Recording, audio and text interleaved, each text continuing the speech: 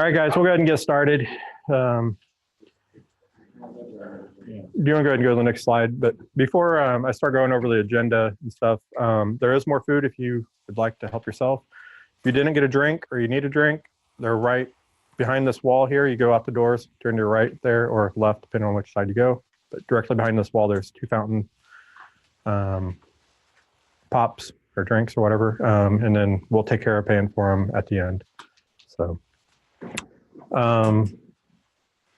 there's a restroom across the hall. It does take a badge to get in. So just see Justin Jones over here and he'll get you taken care of, getting you in there. So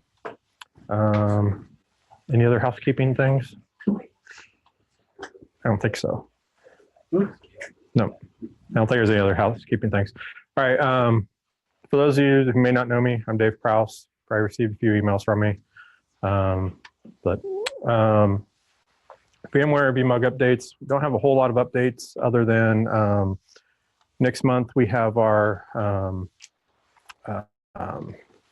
I guess that's just the agenda. Let's go ahead and go to the next slide. That'll go through the things I'm going to talk about. The announcements next month in May, our meeting will be on the 15th. And it'll be at Justin Jones's place there at Granite Ridge. So if you've been there, it's a pretty nice place to be, but works well for our meetings. And that is wrong. I did not update that. JP will not be speaking again next week or next month. I'm telling you. I was flying through making these slides this afternoon. So, but next month, Ryan Wall will be speaking on Windows images. Yes. And fun stuff like that. So it'll be next month. VMUG's doing professional development webcast series next, or their 3rd part on the 9th. So the other 2 parts have been recorded. So if you want to go back and record or look at them, there's links on the VMUG website, not our community site, but the main VMUG site for those. VMware is doing a webcast, and it's kind of timely on containers and Kubernetes next month, the day after our meeting. So that'll be a good follow-up probably to what we've been doing. Going to go to the next slide. And the only other announcement is the India UserCon. So that's on July 16th. Mark your calendars. If you haven't been, it's a full day of meeting with vendors, going to sessions. It's kind of like a mini VMworld, very, very mini VMworld. VMworld's very busy, but it's a good day. I don't have the times up there, but it generally starts around 8, and we're finished up by 4 or 4:30. And then there's always happy hours afterwards if you want to attend those. And if anybody wants to get together to ride down, I'm sure there will be several going down from up here. I will probably go down the night before myself, but it's up to you. So, all right. This quarter is sponsored by IGEL. They will be presenting at our June meeting. If you're not familiar with IGEL, they are a software company that they basically turn any machine into a thin client. So that's a big generalization, but basically what they do. So pretty cool software. But they'll be here in June to speak on that. Next, is that it? Yep. Okay, so that was it. I have a presentation on, go ahead and start that one.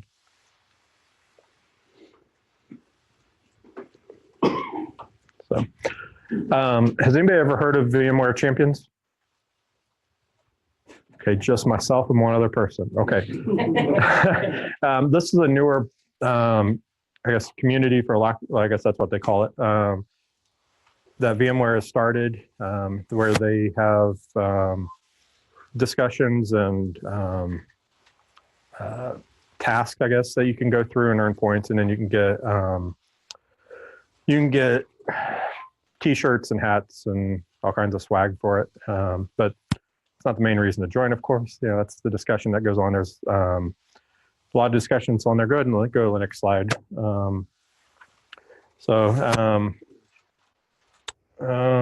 Yeah, go ahead and that's just a brief thing of what it is. I already kind of hit that. Go ahead and next one. I should have put my laptop down here so I could do this, but so one person, this is their quote on what VMware Champions has helped them with. So go ahead and do the next slide. Traffic stuff. Oh, you're sharing. All right, hang on. You get it? Yeah. Okay.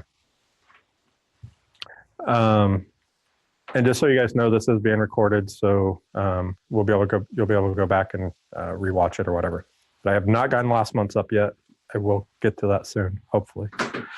I think I said that last month. But anyways, so yeah, so the challenges or the tasks that I was talking about, where you can go in, and some of them are just reading articles and they give you points. Some of them are giving your feedback on, they'll ask you a question. What are your thoughts on this? And you can give your feedback, give you points for that. So a lot of different things you can do. You can, you tweet an announcement for them, they'll give you points or whatever too. But a lot of them, they're asking your opinion on different things that they're thinking about doing or they are doing. Yeah, so they're random challenges that they come out with a couple a month. They're not going to blow you up with a bunch of stuff to do. So, can you go back to that slide, please? And I mentioned the forum. Then they have some campaigns that they will run from time to time that are just a short period of time on a specific topic. So one group within VMware may come to them and say, hey, we want to have a campaign on this topic, and they'll just do multiple things throughout that month on that topic. So it's not a long-term thing that they're going to do. It's just a small campaign. All right, now go to the next slide.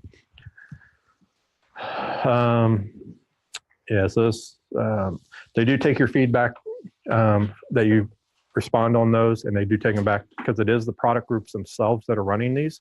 So it's not like you're going through sales to try to get to your opinion or suggestion to them or to the programmers, whatever. It's actually the program groups that are running these. So it does make an impact on that. You'll learn through that because they're going to give you some information about it. They do have occasionally some webinars and things that are exclusive to VMware Champions. So go ahead and go to the next slide. Yeah, go ahead and skip that. Just a quote. It'll be in the recording. So this is one of the activities or one of the challenges. So this was a storytelling one, or I guess they're talking about a couple different ones here, but they'll show you down in the bottom corner how many points you will get for doing that. But they're 99% of the time, it's literally things that take 3 minutes or less. They're very, very short, unless you get really windy in some of your discussion or your comments. So, all right, go to the next slide. And there's different areas that they have out there that you can subscribe to so that you get notifications when they put new challenges or requests in there.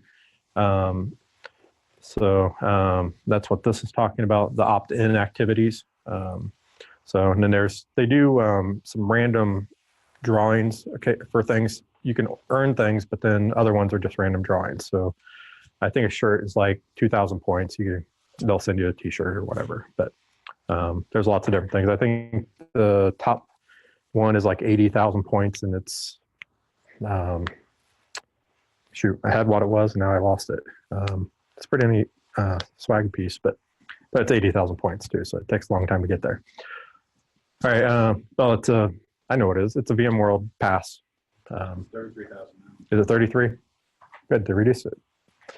So, all right, they do have daily bonuses there too. You can see at the top there where you can claim your daily bonus. If you go in there and log in and just click that every day, it gives you the more days in a row you do it, the more days or the more points you get. But I can't say that I do that, but could. Sorry, go on to the next one. Yeah, so let's talk about the discussions in the open forum. They'll ask questions, or just people as part of the champions community will ask questions, and you can respond to what they do. So it's at that point, that's kind of just like a chat forum or whatever. But there's the experts in there that respond quite a bit to different things. So, All right, go ahead and go to the next slide. Another quote. Yeah, all right, go to the next slide. And this is the last one for this, but this is just basically getting started. But I just noticed they did not put in their slides the place to go to do this. It's very simple, champions.vmware.com. So I think I added it to the intro slides, but I forgot to add it to this one. But it's just champions, the word champions.vmware.com. So, all right. So that's all I've got on that. Well, I guess there was one more, but all right. Go ahead and end that. And I'm going to turn it over to JP to do his presentation on Kubernetes. And I will let him introduce himself.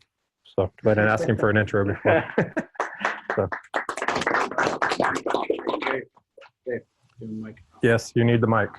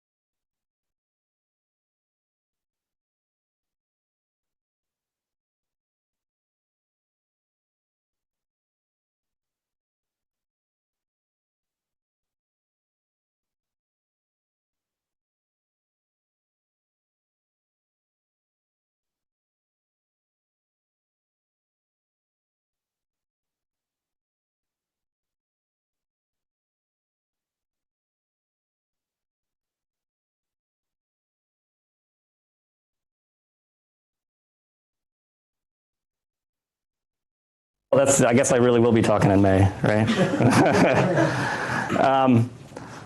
Rewind, no problem. No, yeah, right. I won't make you guys sit through that again. And then there's other like nautical themed stuff in the Kubernetes ecosystem. There's Istio, which is the service mesh technology. Istio means sail in Greek. There's Helm, which is like a package manager for Kubernetes. And there's a whole bunch of other ones. There's like Subnautical and some other things. So if you see something nautical themed, there's a good chance that it's related to container technologies. Okay, so this is where we get into the nitty gritty here. So each Kubernetes cluster has two main parts. It has a control plane and a data plane. Control plane is responsible for like scheduling the containers, serving API requests, and doing other things that Kubernetes requires. Servers that perform control plane tasks are called master nodes, right here. And there's 5 main components. This does not cover all of them. As you'll learn, Kubernetes is super extensible, but these are the 5 primary ones. So you have Kube API server. So that's what handles all the API requests from like command line interface, user interface. When you are interacting with a Kubernetes cluster, this is what you're interacting with. Then it talks to etcd, which is a distributed key value store. So this is where Kubernetes stores its state, right? So if you're making changes to Kubernetes, this is where it's storing it. If you're reading information about Kubernetes objects, this is where they're coming from. You have kubectl that's in charge of deciding where to run workloads. It just like monitors for unscheduled workloads and schedules them on a node. You have the kube controller manager, this one right here. That's in charge of like resource controllers, like deployments. And we'll talk about deployments pretty soon. Then you have cloud controller manager. So if the cluster exists in a public cloud or even on-prem, there's actually a controller manager for vSphere. This is the part that's in charge of talking to that provider. So you can do like, you can talk to it to like provision things like load balancers, persistent storage, that kind of stuff. Then you have the data plane, and that's where workloads actually run. And servers that run workloads are called worker nodes, right? And then there's 3 main components to that. You got the Kubernetes runtime. This is usually Docker, but you will be surprised to know that Kubernetes supports other container runtimes. You could be running like RKT or CRI-O, but almost always it's Kubernetes. You have the kubelet that runs on every worker node, and that's the thing that's actually responsible for executing the containers.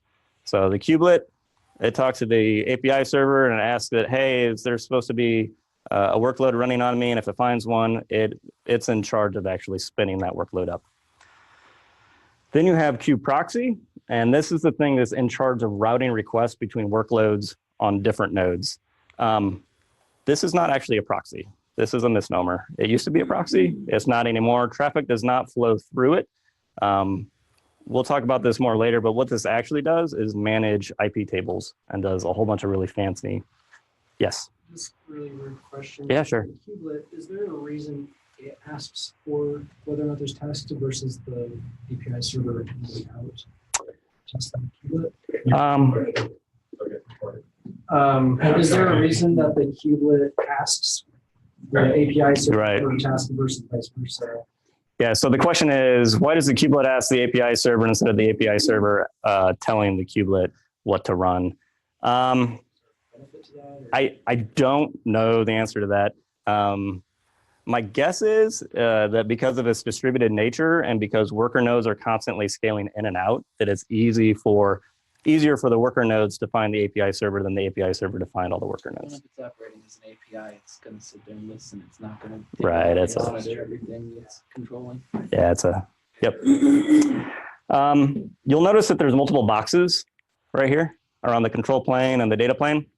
The minimal viable production cluster is going to be 3 master nodes and 2 worker nodes.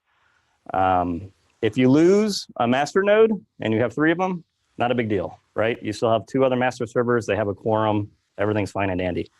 if you lose a quorum, let's say you lose like 2 out of 3, your control plane will go down, but that doesn't mean your workloads will stop running. They'll still be over here on your worker nodes. They're going to continue to run happily. However, you won't be able to do things like schedule new workloads, like deployments won't work. If a worker node is to crash, the master servers won't be able there to help you out to reschedule those workloads on a different node. If you lose a worker node, same thing, not a big deal, as long as you have excess like capacity in your cluster and you have like some place where you can run those workloads. And if the control plane is up, it'll just reschedule them onto a different node. You should know that as of recently, like last month in GA, you can run containerized Windows container workloads in Kubernetes in 1.14. The worker nodes can be Windows servers. The master nodes still must be Linux. So it's pretty cool. I just started playing with that. I still don't think it's there yet. If the worker nodes all be that's a good question. I don't know. I don't know. That would make sense. All right. Okay. So I kind of lied to you. I said that, you know, Kubernetes is a container orchestrator. It doesn't actually schedule containers. Instead, it schedules this thing called a pod. I'm sorry. So pods are a type of object in Kubernetes. There are lots of other different Kubernetes objects, but pods are like the most basic one. They're the smallest unit that can be scheduled to run on a node, and containers within a pod can communicate locally with one another through local host. They actually share the same IP address. So you have multiple containers and like this little thing here. Usually, but not always, pods offer like some sort of service, like serving up a website. So you can think of a pod kind of like a mini server, if that helps you conceptualize them. Often pods have just a single container. So don't get hung up on the fact that pods can have multiple containers in it. Very often they just have one in it. But there's like really interesting use cases for running multiple containers in a pod.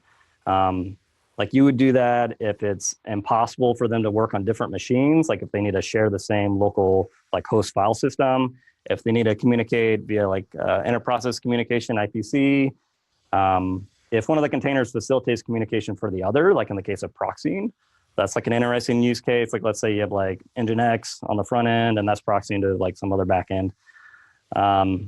If one of the containers supports the other, like for like logging, like maybe like one of these containers is only running like Prometheus or something like that. Or if one of the containers configures the other. So that's what a pod is. You can run just one pod if you wanted to, but just in the same way that you wouldn't run just like one web server, like for a big production website, you want to run just one pod. And you'd miss out on many of the advantages of Kubernetes, like rolling updates and stuff like that. Instead, you run many pods together in what's called a deployment. So deployments, they're another type of object in Kubernetes, and they contain information about a workload. They include the things that are normally defined in a pod, like the container image, but they're also going to include like other things like how many pods you want to run for that deployment and an update strategy. Like I want to do like a rolling update anytime this deployment changes. So you can kind of think of deployments as like supervisors managing the lifecycle of these different pods.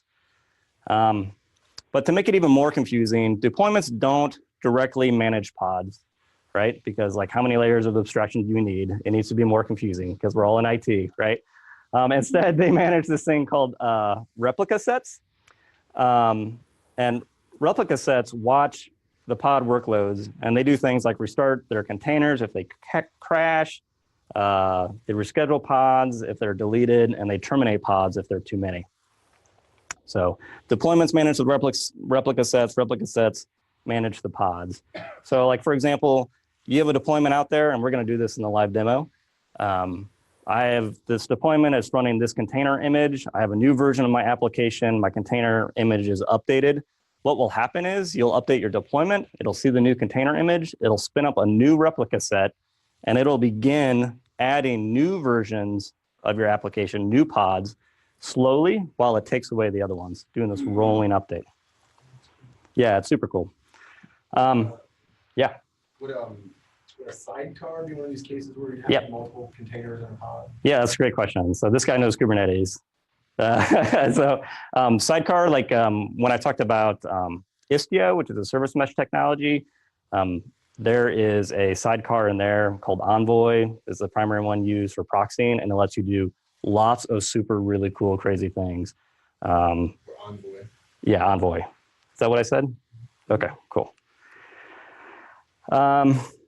So Kubernetes performs all this magic using a reconciliation loop. So when you create an object in Kubernetes through the API, it stores it in etcd, it monitors that desired state, like the different controllers do. It's always looking at, all right, this is what the cluster is supposed to look like, and this is what the cluster actually looks like. And it does everything it can to make adjustments to make your desired state the real state. So for example, if I'm running a deployment of 3 replicas, and I delete one of those on purpose, it's going to instantly spin it right back up because you said you wanted 3. So that's deployments. All right, so networking. Any more questions before I move on? Yeah, sure. I mean, how intelligent is it when it's doing those rolling updates where is it testing things as it's moving to new versions and checking for? Yeah, that's a really good question. So you have quite a bit of control over that.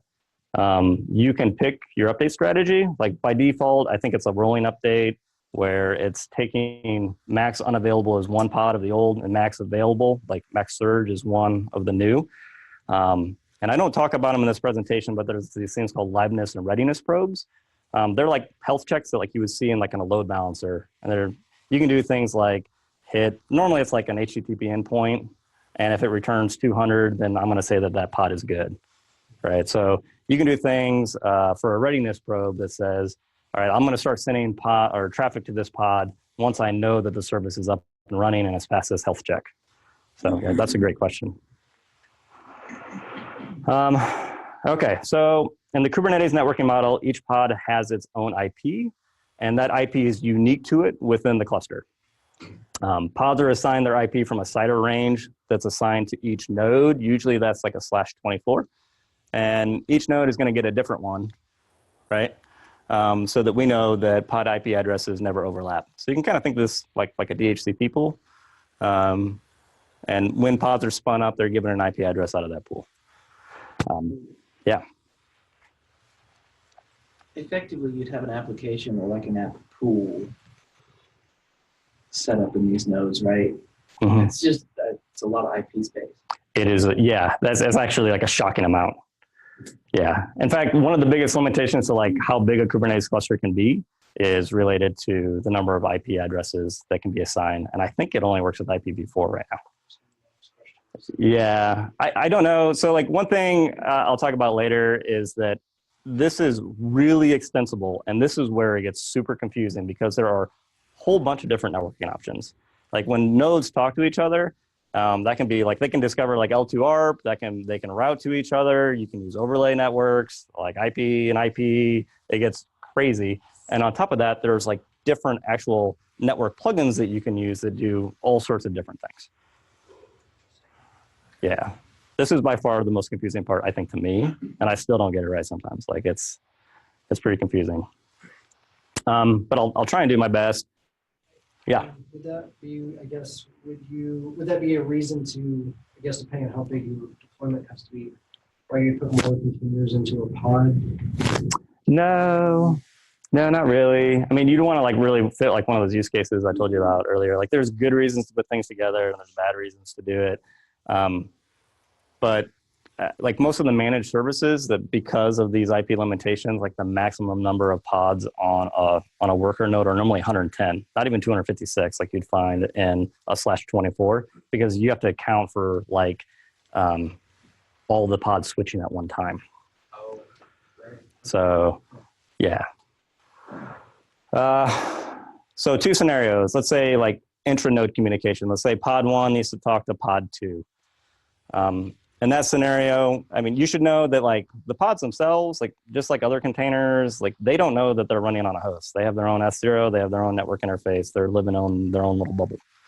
Tied to their Ethernet interface is a virtual Ethernet interface, and those are all attached to an Ethernet bridge. In this case, this is custom bridge 0 right here. So if like pod 1 wanted to talk to pod 2, it would go out here to its paired virtual Ethernet. It'd go out here. This would do like, an ARP broadcast, and it says, all right, who has this IP address? Pod 2 would answer, and then since forwarding is enabled, it would get forwarded on there. Yeah. Second scenario is if you want to go, let's say, from pod 1 to pod 3. Same thing would happen. It'd come out here to the bridge. It would do like an ARP broadcast. Nobody would answer, get forwarded on. There'd be a route table, like for example, that would say, okay, I know that 10.102.0/24 is over here. So node 2 would receive the traffic and it would forward it on. The bridge would do another broadcast, and pod 3 would respond and the traffic would be forwarded there. So that's how that all happens. So we're talking between physical hosts. These are physical routers. That's like my client telemetry would go insane. We just have to disable it. Like hundreds of rolling hosts per physical node. Yeah, it's pretty nuts. This is, I think, the hardest part for me to understand. If both of those, if both node 1 and node 2 were virtual machines on the same physical host, then that It would never leave. Yeah. it would just Well, yeah, it would never hit it. it. Physical router, yeah. I guess I was just thinking of like, I always think of things like this because I can't think of any good use case for, say, any of my clients. Like our biggest client has 400 internal users. Most of them have single host applications running with no redundancy. Yeah. So when I think of stuff like this, I think of, scalable stuff like we would do in a data center. And so I'm just thinking of Right. when you have to say you have to loop like your network services team in and say, yeah, by the way, I want a whole class B subnet. Yeah, I've had that conversation. Yeah. And it was surprising, But the biggest use case, though, even on single hosting, is patching. Yeah. Right? Yeah. There are some really good use cases for containers. I go over like, hey, these are really good reasons to use Kubernetes, and these are like the bad reasons. I would say like for most people right now, unless you're already developing on containers, like there's no need for this, right? And does your client, do they have their own application? Like, are they developing their own? We're a managed service provider, so most of our clients aren't big enough to have development teams. A couple of them do, but we don't take part in that actual development. We might manage their hosts or whatever. So, and even then, there's only a few of those clients, and I think talking them into letting us change their infrastructure would be a little bit iffy. Yeah, I mean, I would definitely say if you're developers, if you're developing custom house applications or you're using some sort of application that already comes containerized, then this makes sense. But otherwise, I think traditional virtual infrastructure is the better option. So that's between pods and a cluster. So this is all fine and great, but how do the clients actually find the pods? Because we've talked about pod IP addresses are going to be changing all the time for various reasons, right? Like you're going to be scaling these out, you're going to be scaling back in, your nodes are going to be crashing. And Kubernetes solves this once again with another type of object called a service. And a service is really just a static virtual IP address that's associated with a group of pods based on a label selector. You can kind of think of it like a virtual load balancer, but they differ from traditional load balancers. In reality, services are just an abstraction that are made possible using fancy IP tables magic. So this is actually what's happening. So kubeproxy, which is not a proxy, talks to the API server, monitors etcd, and it knows that there is a service out there and its IP address is 10.100.1.10. So when a client goes to talk to that service, what it's actually doing is changing IP tables and making DNAT rules so that when the client tries to talk to that service, the traffic really goes to one of these pods in your deployment. So the client actually talks directly to the pod. That's how that happens. So it's good to think of it like this, but that's not what happens. It looks like this. Black magic. And it gets crazier too. Okay, so yeah. Was there a question? No, okay. I was just gonna say the natting's got to get insane because you might be coming from a /24 pool, natting to 5 different /24 pools. Yeah, so what I didn't say also is that it does this round robin. So like that IP, that rule is actually changing. So when the client goes to talk to that service, the rule is going to say, all right, talk to this pod. And the next time you talk to it, it might tell you to talk to a different pod. Right. Okay. So this is all well and good, but clusters are pretty useless if they can't talk outbound and things can't talk inbound to them. So pods by default can communicate freely within the cluster. There are like some network policy rules that you can put in to prevent that. But devices outside of the cluster are ignorant to the internal network configuration of the cluster. They don't know about all of these IP table rules, right? So for outbound traffic, what's happening, let's say pod 1 wants to talk out to the Ethernet or out to the internet rather. When it talks outbound, IP tables, same thing. There's a SNAT rule that changes the source IP from the pod to that of the node. And then the node stores that in contract so it can unsnap the reply. So that's outbound. And here's inbound. So it's kind of like outbound, just in reverse. So instead of SNAT, it's DNAT. And there's like 2 common ways traffic inbound to the cluster is handled. One is with L4 NodePort. Basically what happens in a NodePort configuration is a service defines a port that will be open on every node. So in this case, port 3000. Even if a node doesn't host one of the services back in pod, it still listens on that port. And then once again, using IP tables, traffic received on this node port is then DNATed to one of the pods for that service. Usually what you do is you abstract away all this. So like nobody wants to go to a website on port 3000, right? I'm not going to tell my customers to go to sweetwater.com:3000, right? That's not going to work. So you would put a regular like load balancer in front of there. You would have a traditional virtual IP that's listening, and then your backend pool would be a set of Kubernetes nodes. That makes sense? So while NodePort is straight L4, there are more advanced L7 HTTP options through what are called Ingress controllers. So Ingress controllers receive traffic through a NodePort service, just like before. But because they understand HTTP, they can do like really cool HTTP things like terminate SSL. They can do like host based or path based redirection and stuff like that. And there's a whole bunch of different Ingress controllers available out there. It becomes confusing because there's other managed services that have their version of Ingress, but like the most common one is just from Nginx. And this is what that looks like conceptually. So let's say you have 2 different users. One wants to go to /foo, one wants to go to /bar. They want to go to it using HTTPS securely. They hit the Ingress controller. Ingress controller terminates SSL traffic and then forwards it based on the request header to the appropriate service and then to the appropriate pods. So it's layers of abstraction, of abstraction, of abstraction, of abstraction. It gets really confusing, but this is really cool because you could have like one load balancer, one external IP address, everything's hitting it, it's hitting your Ingress controller, and then you're, routing traffic however you want. You can build heavier applications with substantially less impact. Yeah, exactly. So since TLS is being terminated here, if you want to, you can go like, all the way through end-to-end encryption if you want.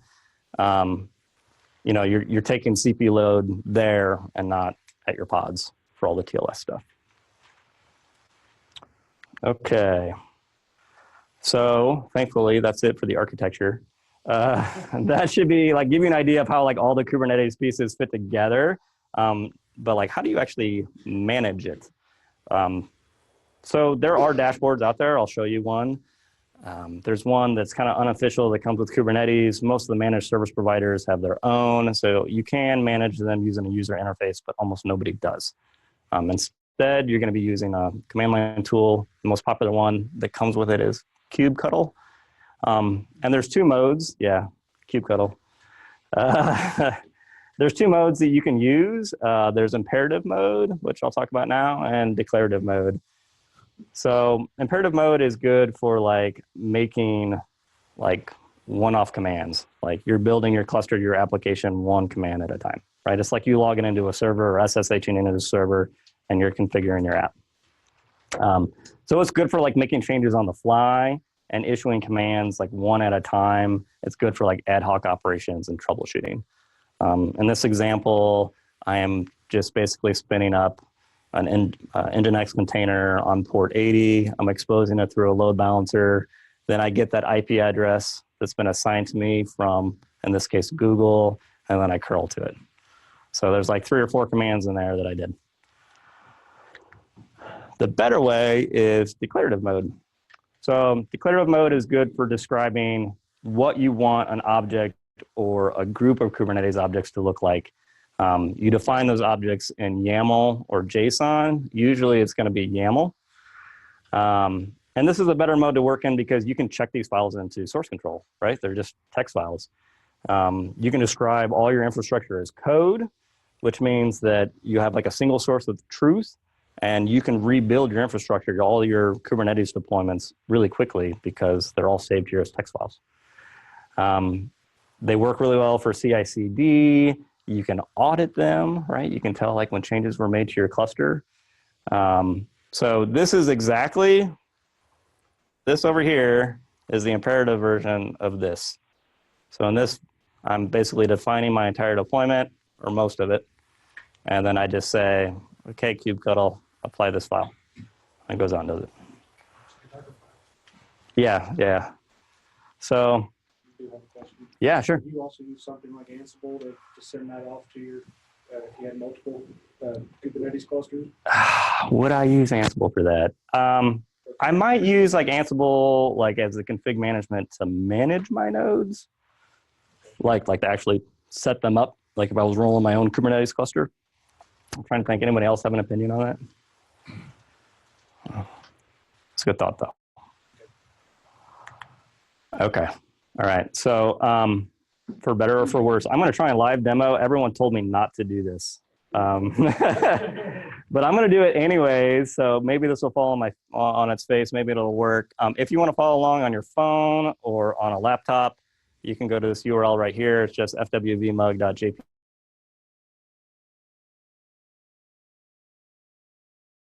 eagleson.com. I'm going to start with one deployment, version 1. All it's going to say is Fort Wayne VMUG v1 dash the name of the pod, the host name, right? And then we're going to take that to version 2 as part of like a rolling deployment. And then I'm going to try and show you horizontal pod auto-scaling. Right? Version 3 is going to be a version where every request you make to this website is going to approximate pi 5,000 times per request. All right? And it's going to give you the results, and hopefully we'll see it scale. I was able to get it to scale with just one laptop hitting it continuously. So we'll see what happens here.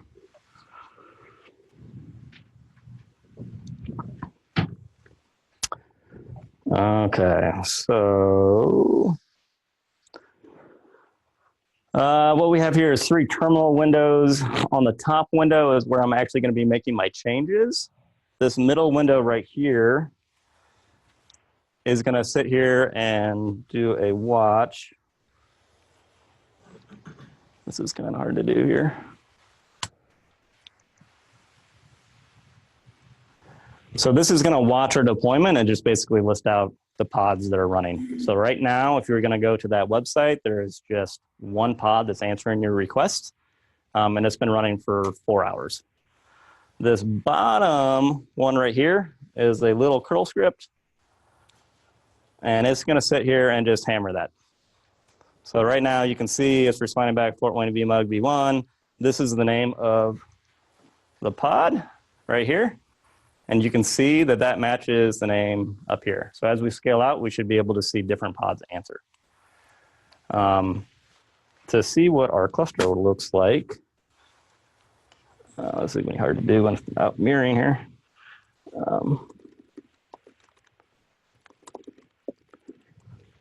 So this is a little tiny 3-node cluster. Each node is like 1.5 virtual CPU. It's, I think, 3.5 gigs. It's running in Google Kubernetes engine. up in GCP. It's running like I built this all for free. I had like a $300 credit. You can do the same. I've been running this for like 3 or 4 days. I think it's cost me like all $4 or something like that of free money, right? So that's fine. If you want to see the current utilization, we can actually run a top on those. And you can see these are actually millicores, you guys. So there's 1,000 millicores in a core. So you can see that right now it's averaging, I don't know, 80-ish. And that's the memory utilization. And most of this is for supporting pods. Like this pod right here, I guarantee you is not using much utilization at all. If you wanted to see just how many pods the cluster adds,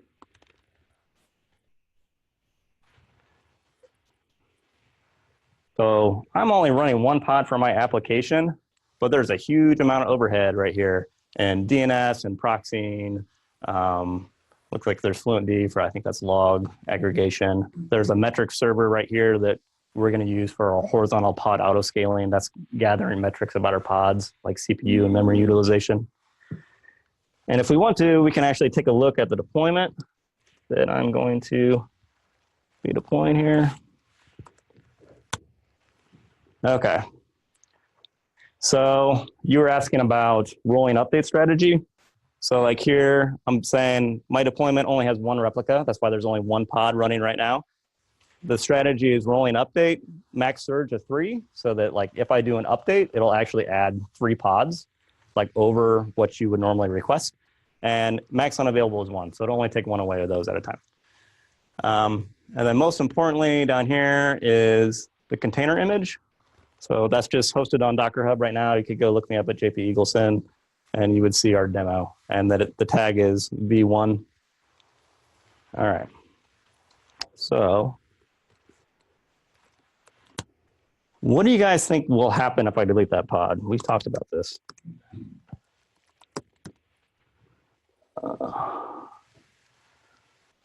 What's the guess? It'll come back. Or because I'm doing a live demo, it's just all going to blow up. Right? All right, so right now we can see it ends in 42HHZ. We're going to delete it. Oh no, it did blow up. Okay. So now it's running again. There we go. So we can see it's a different pod. There's a different pod answering. We're still running version 1. Okay, so let's scale that manually, right? I told you we shouldn't be running imperative commands, but we're going to do it anyways. So how many do you guys want to run? All right, pick something like double digit that's not like... we could try that. It'll probably run out of memory. All right, I'm going to say 20. I haven't tried this. I asked my wife how many she wanted, and she said 3. I was like, that's very reasonable. You guys are all greedy, so we'll try 20. And I typed it wrong. Kubectl. Oh, that's replicas. And I also spelled that wrong. This is why you don't do live demos, people. Okay, so it says it's scaling. Boom, it's scaling. And now we can see that I'm getting some different traffic. It seems like this client is kind of hooked onto one of these pods. So if I was to delete that pod, it would probably give us a better idea. But as you can see, if you guys were sitting here on your laptop and you're hitting refresh, you guys should be getting different ones. You can also see that some of these are still pending. So it is still spinning these up, and it makes me think that it's probably running out of resources. We probably pushed it a little too hard. If we wait long enough, the cool thing about this is running in GKE. And I have this set up, this node pool set up to scale horizontally. So not only can you scale your pods, you can also scale your nodes. And most managed services will do that for you because why not? Google wants you to be running more compute. So if we waited long enough, these would probably spin up, but I really don't want to wait that long. So let's scale this back down to 1 node and watch this really crash. Now it's terminating. My script is going to be really angry. on the bottom. It's back down to 1. Actually, no, it kept the one that was already running. Yeah, I must have just latched onto it. Okay, so that's version 1. Now let's actually move to a different deployment in real time. So cube, actually, let's look at it. V2. So it's literally the same thing as the other one before, but you can see that there's 3 replicas running instead of 1. I'm telling it to run 3. And you can see that the tag on the image right here, V2. Literally all this thing does is change this from a V1 to V2. That's all it does. Okay? All right.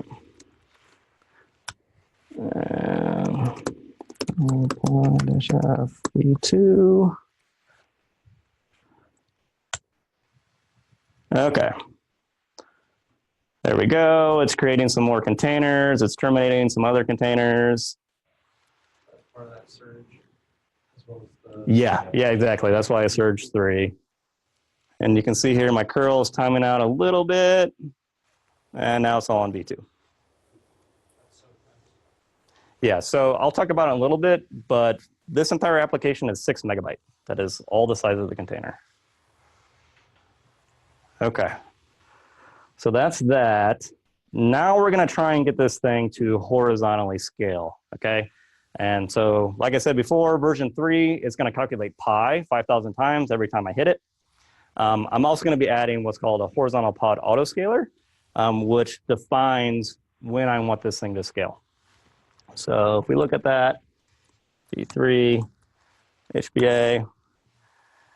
So this is an example of it. I'm saying I want a minimum of 1 replica, and I want a maximum of 18. Yeah, my stuff is crashing here. And I want target average CPU utilization to only be 50, right? So let's apply that. So I'm applying all the YAMLs in that folder with this syntax. All right, now you can see, before I was also watching for HPAs, and now I see this horizontal pod autoscaler. And the same thing I showed you before, I want a minimum of 1 pod, I want 18 pods at max. And you can see that right now we're also returning pi. It will take a little while for it to like monitor this. Are you hammering this or something? Yeah. Okay. This is why you don't do. Yeah, this is definitely why you guys don't do it in front of like a crowd of IT people. Yeah, right? Oh, okay. So, no, it ran out of memory. You guys see that? So if you would have watched this right here, it would have said, it would have been out of memory. And it's actually in a crash loop back off right now, which is a bummer. Let me actually try this. I do want you to see this because it's pretty cool. Oh, there it goes. It said there needed to be 1 running, so it's running 1 now. That's that whole declarative thing. It actually, like, while we were getting used to it, I can't tell you how often Kubernetes just like saved my bacon, right? Yeah. Like it will really try and protect you from doing dumb things. So I think it's going to be running out of memory before it has a chance, and I don't really know why. This is, of course, the only time it's done this for me. It's going to be the 20 people in a room that keep refreshing your webpage. Right, yeah, I guess. No, what I am going to do is modify something. The problem is that it needs to run long enough for it to actually see that it's under load. And actually, no, if I change that, that's not going to fix it either. So it may work, it may not work. We can move on if it doesn't. But if this was to not crash because it was running out of memory, what would happen here is you would see that the targets would finally be measured, that they would be well out of bounds at 50%, and you will see it automatically spin up pods. So it may or may not do it. We'll give it 1 more chance, see if it crashes or not. Do you guys have any questions in the meantime? I guess, is it looking for a threshold that the pod is reporting back? Yes. Or pods? Yes. Yeah. So there's that. Because it's crashing. Yeah, exactly. Yeah, it's not staying up long enough for it to actually monitor it. So if it stays up, we might see it here. Let's slow it down. Hammering it. Like, how many requests were you actually doing? I don't know that anybody really was. Was anybody actually, did anybody write a script? Be honest. Tell me. It's not a matter. No, yeah. Set a maximum replica set. Refresh max. Right. That's it. So Nothing special. I did set like pod limits that are pretty low compared to like, there it goes. Okay. So it spun more up. So some interesting things happen when you can set two different sets of limits on a pod. You can have a request limit that says, all right, I need at least this much CPU and this much memory before my pod will even run. So the scheduler looks at that and it tries to find a node that it can like squeeze that pod into. So there's that. And then you can actually set a limit, right? I don't want my pod to consume more than this much CPU or more than this much memory. When you hit your CPU cap, you're just capped there. That's all that pod is ever going to hit. If you hit memory, like what just happened, it kills the pod. It terminates it and restarts it. Because it can't like reclaim memory, but it can cap CPU. So the way this might redirect a host between pods, an application's kind of got to be developed for it. Absolutely. Because if you make it like a secure call, you interrupt it by jumping to a different host. Like if you're writing to like a SQL server or something. Yeah, like Caleb was saying, like you definitely have to write it with Kubernetes in mind. And It's really neat though. yeah, it's cool. You can do things like write to a central database. Mhm. Right, but I'm saying if you're negotiating a secure connection between, say, one of these web hosts and that, your connection state changes if, say, your developer has written it. So if they make a change on the page and apply it, it refreshes the page. And now they're talking from a different host, and whatever they're communicating with it breaks. So Yeah, you need to be able to store your state somewhere central. right, that's what I'm So saying. your It's got to be state. you got to plan for it. Yeah, So- every time you make that HTTP request, that negotiation process is happening all over again. So right. HTTP is stateless. Yeah. Exactly. Yeah. Yeah. You generally want to run stateless applications or something that will build its state whenever it starts up. It's not like persistent state. Mhm. Yeah, if we were to wait, I think this is going to scale again. And eventually what would happen, and we can actually look at the top on the nodes here.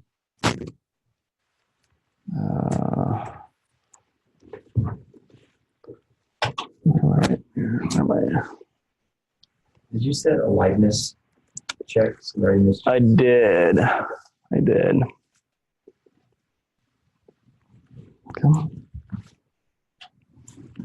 All right.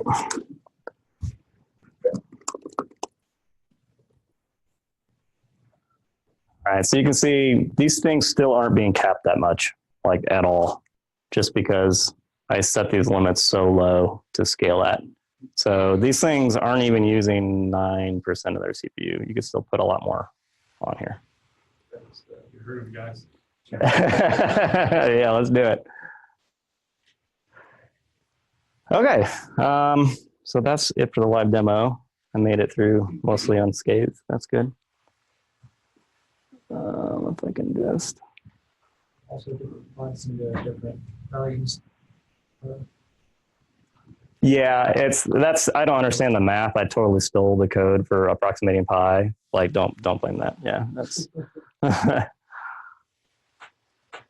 All right, so there's a demo. We're almost done, guys, I swear. So use cases. So why Kubernetes? So why Kubernetes is the same reason, like, why containers? It kind of goes to your point. Caleb talked about this back in January. A container is just a set of one or more processes that are isolated from the rest of the system, have all those dependencies, like the runtime, its configuration, all stuffed inside that container. And that makes them really portable and consistent. And that portability and consistency solves that whole works on my workstation problem. These are like really well suited for CI/CD pipelines. You know, the container that you run or you develop on your workstation can be the same one you run in test and staging in production. that app is going to stay the same. And then, you know, you kind of get like all the benefits of a virtual machine image, but at a much smaller size. So like, what's the average like virtual machine image size in your deployments? Like a gig, like that's probably being generous. That container I was spinning out, and that was 6 meg. I mean, it's not doing much, right? But still, it's only 6 meg. Because container images work in layers, you only need to transfer the bits of that image to different nodes that they don't already have. So container image transfer is super efficient. The actual applications are smaller. And also containers, they don't require like an entire guest operating system to handle the hardware virtualization, right? Instead, they're gonna be sharing their host operating system's kernel, and they run almost just like a regular old binary. In fact, there's some sources at the end of the slide, but it talks about tests where they ran the same workload on like a container on bare metal, and then they ran it on a virtual machine. Bare metal container runs about 30% faster. So that virtualization tax is real, right? And then on top of that, I mean, you guys saw it. I mean, containers spin up in like milliseconds.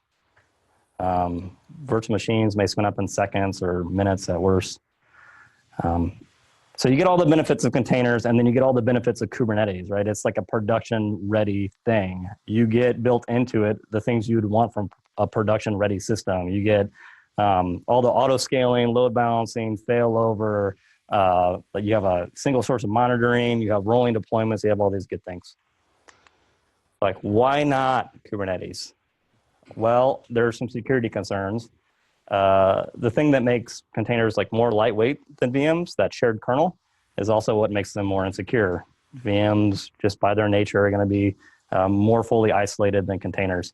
In fact, that was demonstrated in February. There was a vulnerability in Run C, which is like the it's like what Docker runs on top of, right? It's the platform that Docker runs on top of. And that vulnerability allowed containers running as root to basically bust out of their container and gain root on the host that they were running on. Yeah, so that was pretty scary. Also, certain workloads just aren't really suitable. So it is entirely possible to run stateful workloads in Kubernetes, right? You can run databases in Kubernetes. It's kind of clunky, in my opinion. I'm not at a place where I'd want to run production databases inside a Kubernetes cluster. I don't know if that speaks to my lack of experience or if it just speaks to like Kubernetes in that aspect. But I like to keep state out of the cluster. And then there's other operations that, like, if you're only running things for a short period of time, like a function or something like that, that's still better suited for like functions as a service. You know, there are projects like Knative and I think it's like OpenFAS that allows you to run like functions as a service on a Kubernetes cluster. So if you already have one, maybe it's good for that, but I want to run them there. But the biggest reason is this one, right? It's hard, right? I don't think I'm stupid, right? And this is hard. This took me a long time to learn and actually get. And on top of that, I still don't get it. I don't know that I'll ever completely get it because it is changing so quickly. Traditional hardware like virtualization is really mature, right? It's been around for a long time. vSphere 4.1, that was the first one that had DRS in it. That's 9 years old. It's been around a while. Kubernetes is only 4 years old. And I would say most of the changes, it feels like, have happened to it just in like the last couple of years. So unless you have like an immediate need to run containerized workloads, I'd be pragmatic about it. I want to just like start running things because it's the new shiny thing. Yeah. And because it's constantly changing, it's open source, there's no support for it. We will talk about that.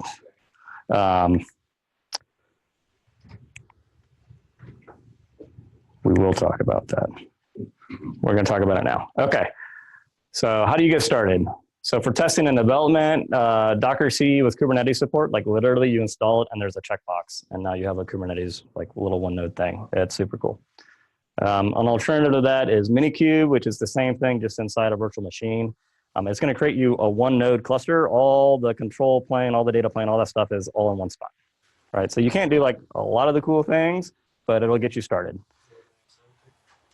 No, I just install it. And then there's many managed services available. All the big public cloud providers have one. There's GKE for Google, EKS for AWS, AKS for Microsoft Azure. There's OpenShift from Red Hat / IBM. There's PKS, which I think is being renamed. That's like VMware's flavor of it. There's Rancher. There's a whole bunch of them. I would avoid running your production Kubernetes workloads on an environment you build yourself.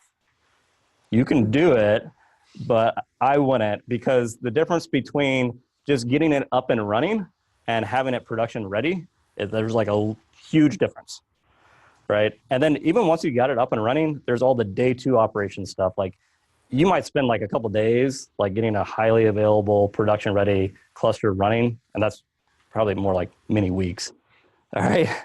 But then you have to keep it updated, and it's changing all the time. So make your life easy and use a managed service provider. Just in the same way you guys pay for VMware, like to run your VMs, I would pay for someone to help me with this. I think AKS is, I think it's rolled into their Insights Lifecycle Management too. Because I didn't realize it, but a buddy of mine was describing he just changed jobs, and the way he's developing is he's developing in a container on his local machine. Mm-hmm.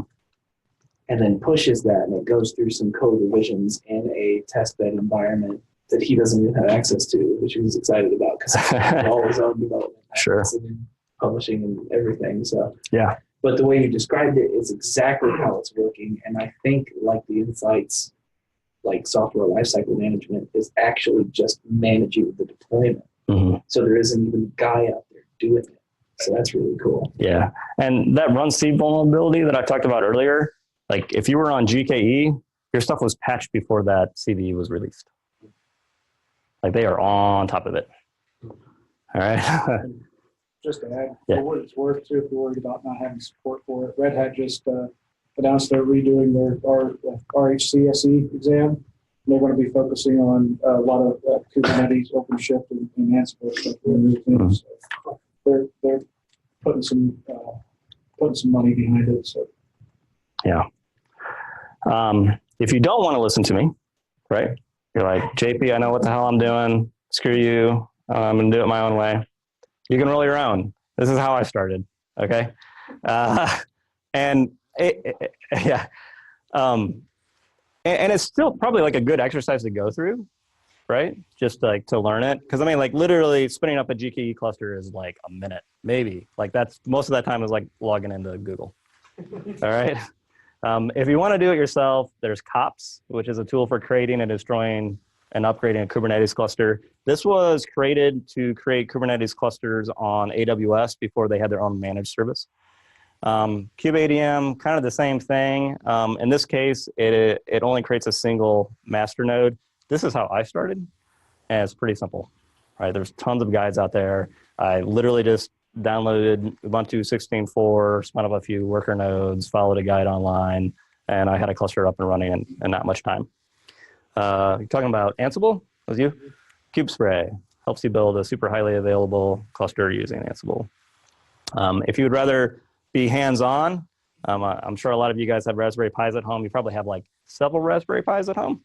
If you're like me, all right, yeah. Then put them all together and use a Raspberry Pi to create your cluster. Fun way of doing it. These are books I wish I would have read sooner. Okay, there's Kubernetes Up and Running.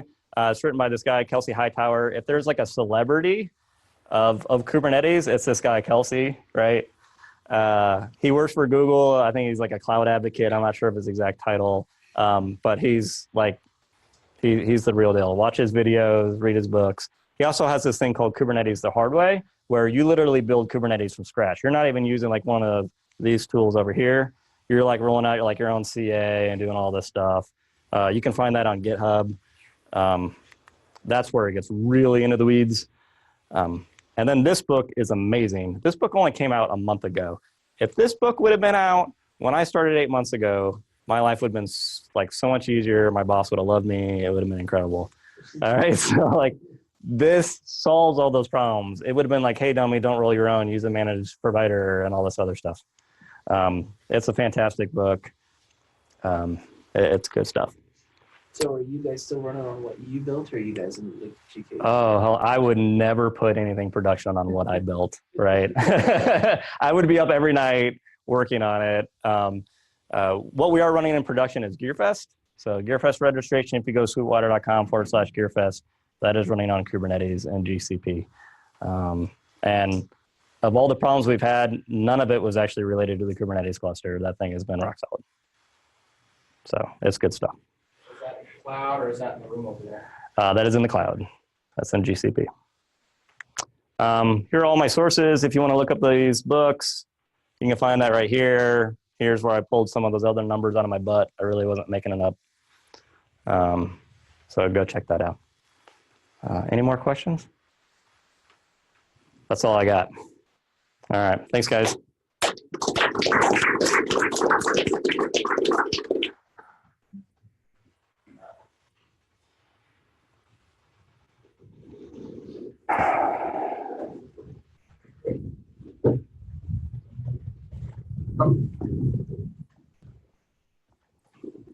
It's long. Thanks. Yeah. Should I mute this for you? Sure. I know to check. Yeah. What's that?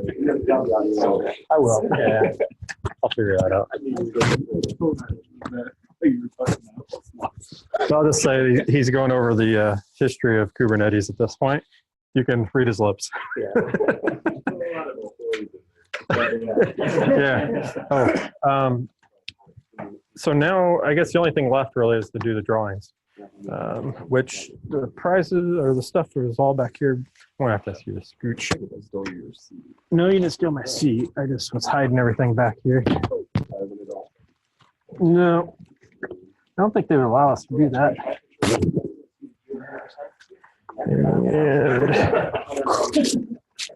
All right. All right. Well, I think I'm in the camera here, so we'll just do it right here. You'll fix it? Oh yeah, you can see me. All right, guys, I got a bunch of stuff here. Got iTunes, and Amazon cards, journals, hat.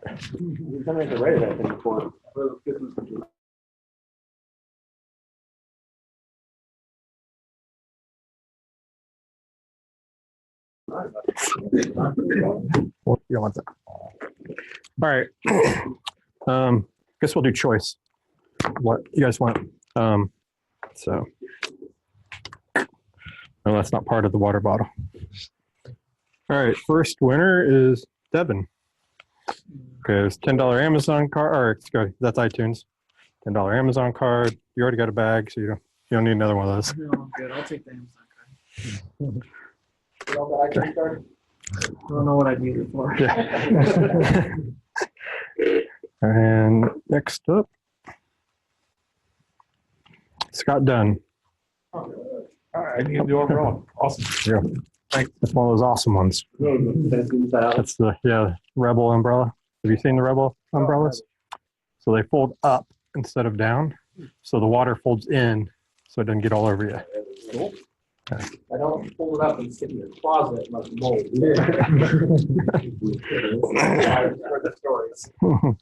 Yeah. Russell Clausing. Oh, I take the water bottle. Okay. That's a VMware Champions water bottle too. So. All right. Nate Weston. Oh, there. All right. So we have a couple journals, or not journals, sorry, notebooks, VMUG hat, iTunes card, or VMware bag. That's all right. John Sims. So you guys just need to sit down here, and that's okay. Bill Kindle. I take a journal. I don't know why I call it a journal. It's a notebook. I think. I guess I haven't opened them. I'm assuming they're notebook. Owen Sassman. What we got left? Notebook, iTunes card, or VMUG hat.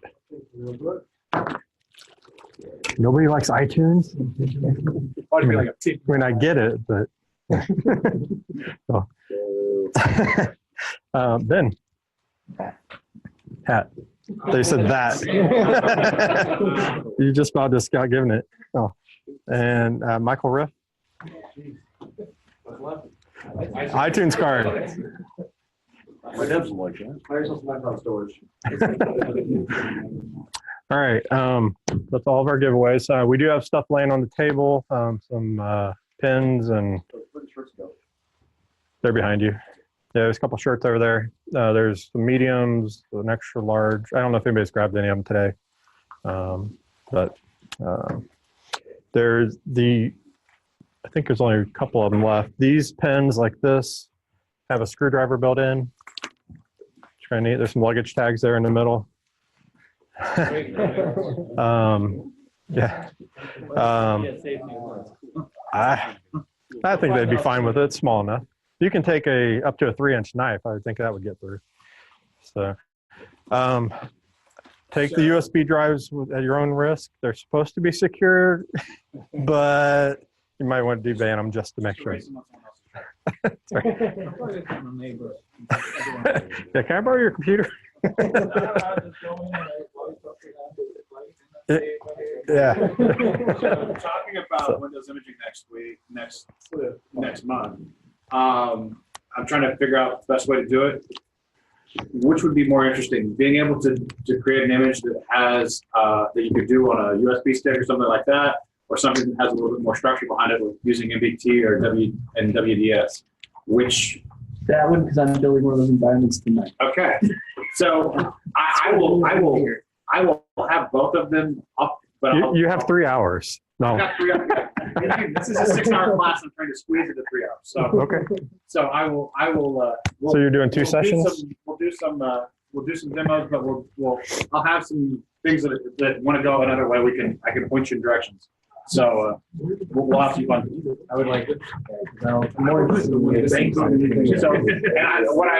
my class has changed a little bit. I actually start using that USB portion to make some of my later steps better. So it'll kind of all wrap together, but then I can point you to take what I'm talking about and take it even farther. So it all works. So yeah, and we can always do a second one sometime if you want to split them up.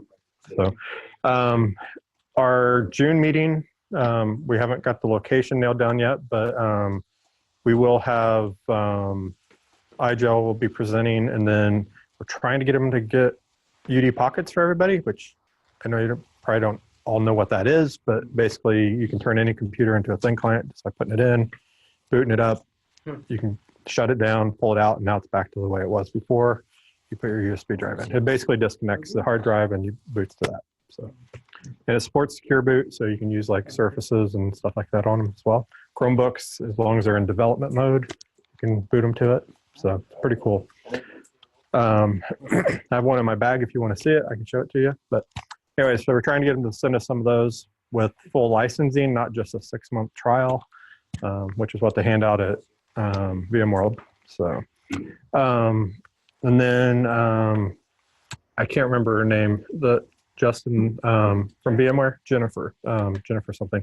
Anyways, Jennifer will be coming from VMware and in June to speak on EUC, end user computing, and so basically Workspace 1 from VMware. So it kind of goes along with the theme of IGEL. IGEL, and I guess in a nutshell, their OS platform is a customized version of Ubuntu that's locked down, and yeah, you can fully customize it. It's really, really cool. We're actually deploying it at work right now. So let's see, September, we'll have Adam Eckerly, yeah, will be coming to do a recap on VMworld. So that'll be the first meeting after VMworld. Does anybody go into VMworld? So just the two of us? That's it? All right. It's a really good time if you ever get to go. You learn a lot. It's nonstop. things start at like 8 a.m. and I think the earliest night I got in last year, not out partying, just doing actual stuff for the conference, was 1 a.m. was the earliest. The latest was 3 a.m. So their time, not our time. So that's, it's usually on the West Coast. So anyways, you learn a lot when you go. So does anybody else have anything you want to talk about or whatever as a whole group before we dismiss? No? All I right. got a quick question for JP. Yeah. How many containers did you have before they were like, damn, we need a way to manage these bastards? And start looking towards a solution like Kubernetes. Or just something you guys were like, no, we're going to get there anyhow. And you guys were like parallel working towards this path, or you guys already well invested in the containerized ideology and then to the wall and started chasing Kubernetes? So I can try and cover this one. I'm sure these guys can chime in. We have several monolithic applications that we're trying to decompose into microservices. Containers and Kubernetes is well suited as a platform to run those microservices. Kubernetes won like the orchestration wars a long time ago, right? We did look at other things like Mesos, Docker Swarm, but Kubernetes is a clear winner. There's lots of managed services out there. Google created it, right? They donated it, and I don't even think it's anecdotal. Like I firmly believe, and I think many people believe that GKE is probably the best managed Kubernetes service out there. So that's So why my question wasn't so much as one chose Kubernetes. You're right. It was how big was your containerized environments already before you, okay, so It you was didn't zero. right from the get-go. You're just trying to get rid of that monolithic thing and break it up so it's more resilient. Yeah.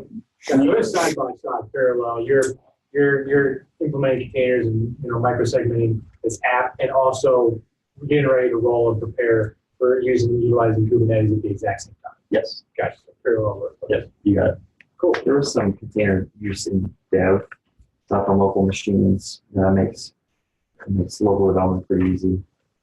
We did deploy in production probably 2 or 3 things I can think of off the top of my head where we ran a container localized for just convenience purposes, but They're not like the Sweetwater core functionality stuff. That's a crawl, walk, run sort of ideology there. Exactly. yeah, I think the containerization we deployed in production prior to that was like mostly out of convenience. What are the other tools you're using in your like CI/CD pipeline? GitLab CI, Flux, or GitOps type workloads. So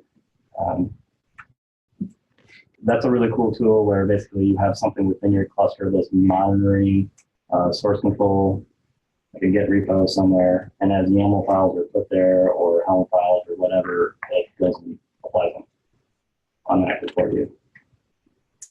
So pretty cool stuff.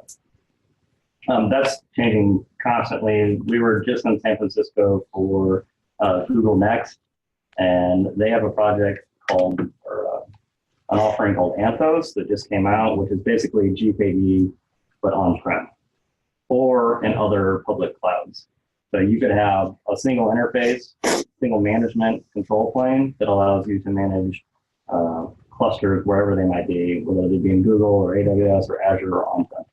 And we're likely going to be running Kubernetes on-prem and in the cloud in a hybrid fashion. But then they take care of updating your on-prem stuff, Yes, so you don't have exactly. to. Okay, so Exactly. it's kind of like a managed service, but yet you have some on-prem stuff. Yeah, exactly. So you can then scale when you need to scale up. It's scaling up to the cloud, so you can. You can do it that way if you wanted to. If you want to like burst with the cloud, I think we're more looking to run things that need to run on-prem, right? Sweetwater is fortunate enough to be a single location, and you don't get any faster than like down the hallway, right? So some workloads that are better suited for the cloud, like Sweetwater.com, like an e-commerce website, that'll likely go there. But like warehouse processing right here, Yeah, it's you got it. way much better because if you lose your internet connection, warehouse can still share. You got it. make the money. Yeah. Gotcha. And all the CRM applications with sales, Oh, engineers, and admin office, and all that stuff. Right here. Is that similar to AWS Outposts and Azure Stack? Yeah, kinda. I will say that it's way more flexible. So Yeah. I mean, if you use like Azure Stack or something, like you have to use like their hardware, and then so you're buying all this hardware the way I understand it, and then you're paying for licensing to use services that are on top of it. I think AWS Outposts let you run on black box hardware. I think they differentiated themselves from Stack that way. But I'm a GCP fanboy, so I mean, I no doubt I'm not trying to sell AWS Azure for sure, but yeah, it's interesting when I saw that come out of Next. Right now, the GKE on-prem or Anthos, it requires vSphere 6.5. So they don't support bare metal. Kind of wish they would, because like now I have to pay for all my VMware stuff. I'm not knocking VMware, right? Like VMware's great. But then I also have to pay for the managed Kubernetes service on top of that. So I'm getting like double taxed on the same hardware. Still probably. But you use GRS with some of that. That'd be interesting. Just Yeah, so you can, for example, scale out your Kubernetes cluster just using VMware. You know, it's a lot harder to do with a physical box, right? I don't have that many interns.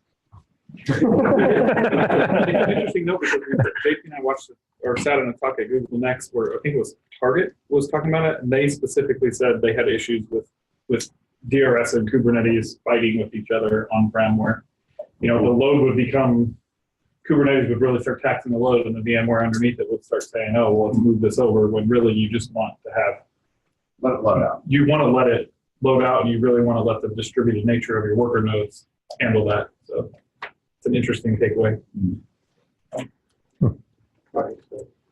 It was in beta then too. It was in beta, and I think that their note on it was like, "Hey, we saw this. It was happening. We didn't like it. We just turned it off." So I'm sure it can be tweaked, and I'm sure it's best practices and stuff like that. Especially, I didn't say that. you want to get that workload up to 90% to use one of that. I think one of the other interesting things about the whole thing is when you're adding the virtualization abstraction layer in there, you have to worry about auto scaling worker nodes to the point where you run out of physical resources. Well, that's when you were saying like that 30% gain on bare metal. Yeah, I wish they would support bare metal. They also, like for their load balancer, they're initially, they say that you can like bring your own load balancer. I haven't seen a whole lot of documentation on it.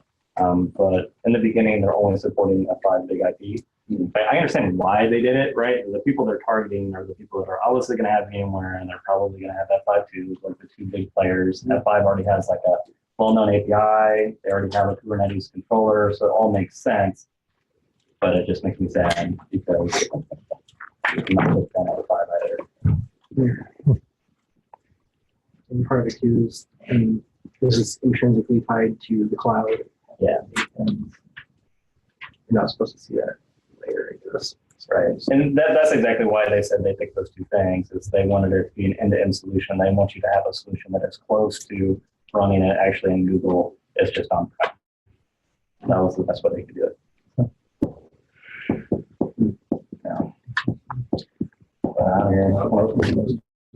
Yeah. Cool. Just one quick reminder on our meeting next month. The registration is open. So if you go to our VMUG site, it's there. I guess I should have put the QR code back up, but yeah. Anyways, I'll send out an email or put it in Slack. Speaking of Slack, if anybody wants to join that, that's not in our Slack group, just let us know and we can get you set up. Just see Justin Brandt. They'll get you set up in that. So there's some good discussion that goes along in there as well. That goes on in there. So, all right, that's it. More food. Yeah, more food.